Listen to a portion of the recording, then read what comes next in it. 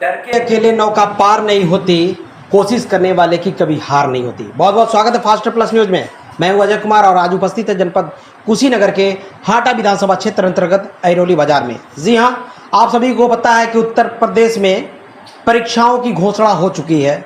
अब UP board का परीक्षा होना है, हाई स्कूल और इंटर का समय का सारणी भी आ चुका है। इसी में जो भी विद्यालय हैं, कोचिंग सेंटर हैं, वो अपने बच्चों की विदाई समारोह आयोजन कर रहे हैं। इसी क्रम में आज ऐरोली बाजार में जीएस वर्ल्ड स्कूल के तत्वाधान में एक्सीलेंट कोचिंग सेंटर के नेतृत्व में आज बच्चों की विदाई समारोह का आयोजन किया गया था, जिसमें कई बच्चों को साइकिल भी वितरण किया गया और कई प्रकार के पुरस्कार से उसे सम्मानित किया गया, जिसमें बहुत ही वरिष्ठ कार्यकर्ता, नेतागण, अतिथिगण मौजूद रहे।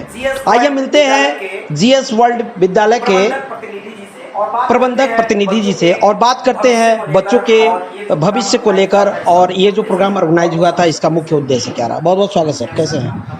बहुत अच्छे हैं सर, आपका बहुत बहुत धन्यवाद।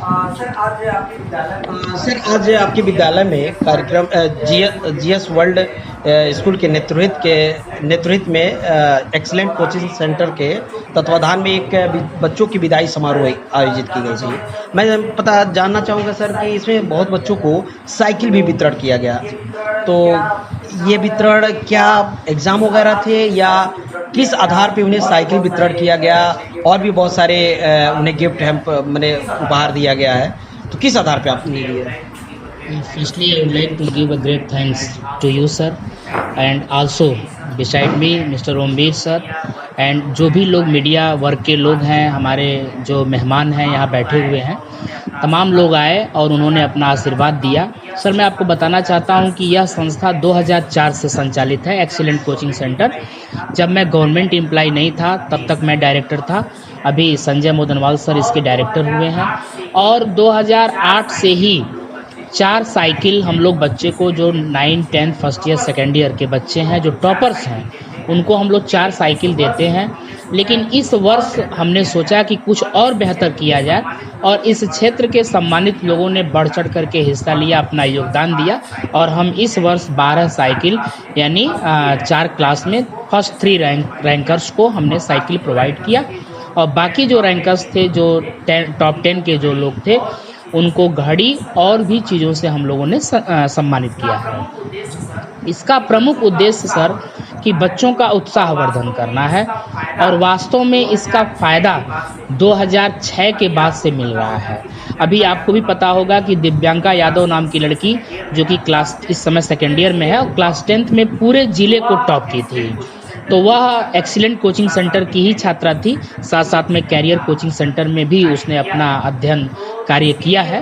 तो इसके लिए मैं चाहता हूं कि सब बच्चे पुरस्कृत होंगे जब, तो उनके मन में एक भाव आएगा और अच्छा करने की। इन्हीं सब बातों को ध्यान में रख करके हम लोग पुरस्कार हर वर्ष बच्चों को देते हैं।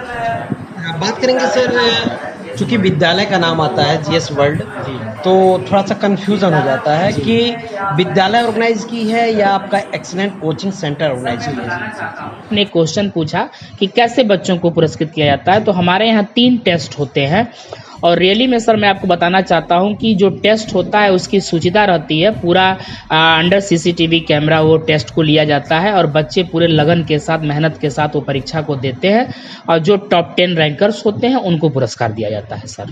यानी कि सर आपके विद्यालय में विदाई समारोह होने से पहले यहाँ परीक्षा कराई जाती है और उसमें से जो बच्चे क्वालिफाई करते हैं उनको सारणी के हिसाब से पुरस्कार दिया जाता है। तो मैं आपसे जानकारी लेना चाहूँगा सर, अभी मैंने देखा कि काफ़ी संख्या में साइकिल वितरण किया जा रहा था, तो लगभग कितने बच्चों को वितरण किया गया? जी मैं आपको बताना चाहता हूँ कि यहाँ जो सेंटर है, यहाँ परीक्षाएं हम लोग स्कूल के नाते कराते हैं और जो साइकिल वितरण हुआ है उसमें 12 साइकिल का वितरण हुआ है इस वर्ष में। और हर वर्ष में जो है 4 साइकिल वितरित होता था, लेकिन इस वर्ष मैंने कहा कि मेरी खुद की इच्छा थी कि मैं मैक्सिमम बच्चों को पुरस्कृत करूं और लोगों के सहयोग से, यहाँ प्रधान लोग हैं और भी लोग हैं जिनके सहयोग से हम सहयोग लेकर के मैंने 12 साइकिल टॉप 3 रैंकर्स को मैंने उपलब्ध कराया है। सर बात करेंगे जीएस वर्ल्ड स्कूल का नाम जुड़ता है, और बच्चों को प्रोत्साहित करने के लिए, आगे बढ़ने के लिए साइकिल वगैरह बहुत सारे पुरस्कार दिए जाते हैं। तो हम जानना चाहेंगे कि वो बच्चे जो हैं आपके विद्यालय से अटैचमेंट हैं या फिर बाहर के बच्चे अन्य विद्यालय से आके कोचिंग सेंटर से उपलब्धि जो भी परीक्षाओं में बीट किए, स्थान हासिल किए, उनको दिया जाता है या स्कूल से? सर मैं आपको बताना चाहता हूं कि हम लोग कोचिंग से ही हैं। 2004 से जो कोचिंग पढ़ा रहे हैं उसका लाभ हमें मिला। हमारा विद्यालय जो है 2020 में यहाँ पर ओपन हम लोगों ने किया, 2019 में हम लोगों ने ओपन किया और उसमें क्लास नर्सरी से लेकर के ईयर तक की पढ़ाई होती है। ये जो बच्चे हैं विभिन्न स्कूलों से आए हुए हैं, इंटर कॉलेज के स्कूलों से 9 to 12 बच्चे कोचिंग में पढ़ते हैं सर। एक्चुअली मुझे जानकारी नहीं थी, मुझे लगा कि इंटर लेवल पे है, तो उसके लिए सॉरी। मैं बात करूंगा सर कि आपके हिरोली बाज़ार में बहुत सारे कोचिंग सेंटर हैं, तो आपसे हम जानना चाहेंगे कि बहुत सारे कोचिंग सेंटर होने के बाद क्या लगता है कि ज़्यादा कोचिंग सेंटर हैं, बच्चों की संख्या है कुछ इधर का उधर कम बेसी? नहीं सर, एक्चुअली ऐसा नहीं है, हम सभी लोग एक हैं। मैं आपके माध्यम से ये मैसेज देना चाहता हूं कि जितने भी लोग कोचिंग पढ़ाते हैं, कोचिंग सेंटर के डायरेक्टर रिकोम्बीर सर बैठे हैं, क्वांटम कोचिंग सेंटर के डायरेक्टर प्रदीप सिंह जी बैठे हैं और सर हैं हमारे नागेंद्र निगम सर हैं, ये भी कोचिंग पढ़ाते हैं, गौड़ सर कोचिंग पढ़ाते हैं। इस क्षेत्र में जितने लोग कोचिंग पढ़ाते हैं सबसे मेरी सबसे अच्छी बॉन्डिंग है और सबका उद्देश्य एक ही है, वह है शिक्षा का प्रचार प्रसार करना।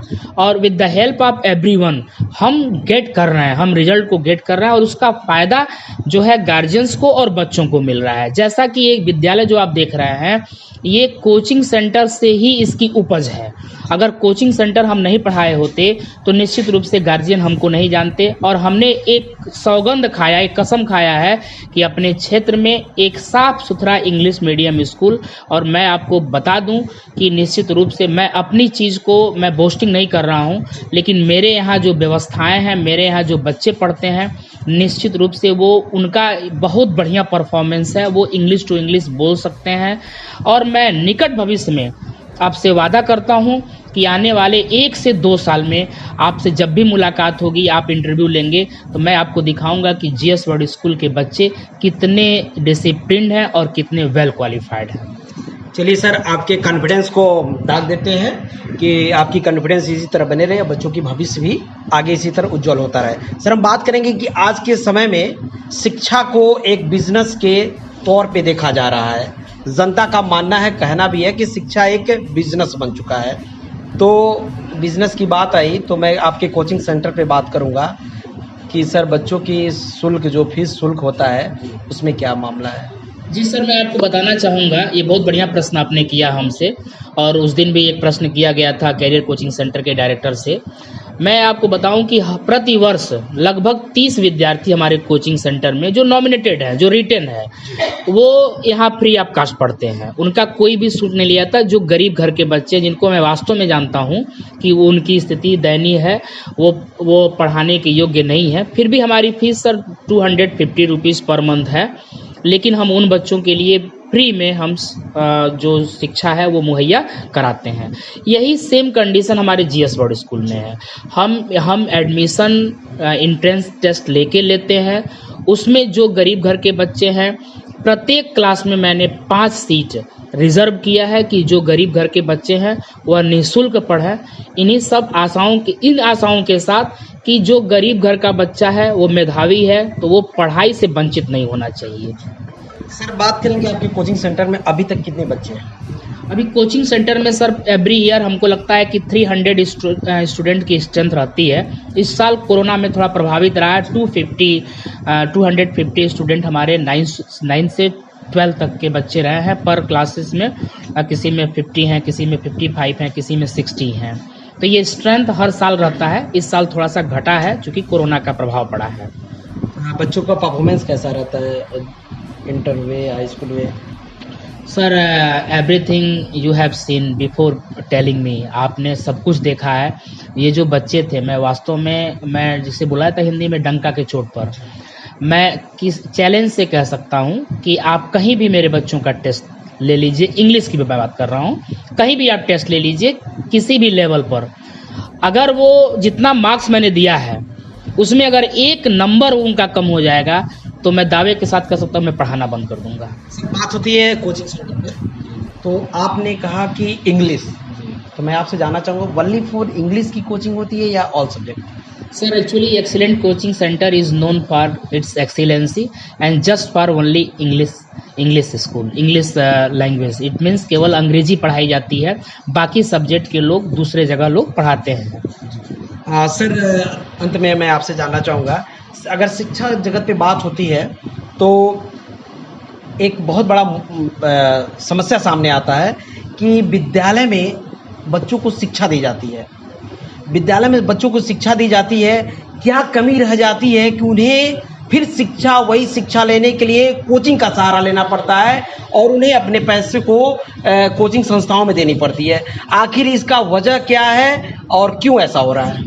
जी हाँ, it's a very good question sir, आपके द्वारा बहुत बढ़िया प्रश्न पूछा गया।